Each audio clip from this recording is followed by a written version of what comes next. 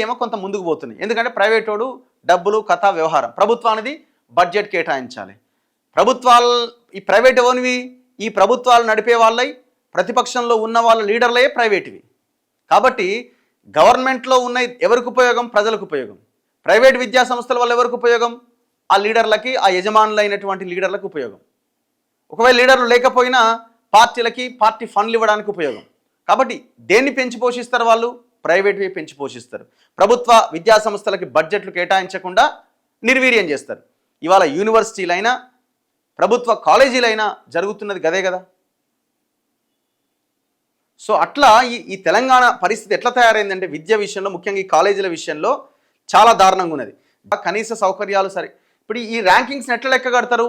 అందులో ఉండే ప్రొఫెసర్లని బేస్ చేసుకొని ర్యాంకింగ్స్ ప్రధానంగా లెక్క కడతారు. ఏరి రిక్రూట్మెంట్ ప్రాసెసే లేదు కదా ఇంతవరకు తెలంగాణలో. ప్రొఫెసర్లు లేరు, అసిస్టెంట్ ప్రొఫెసర్లు లేరు, ల్యాబ్లు లేవు, ఇన్ఫ్రాస్ట్రక్చర్ లేదు.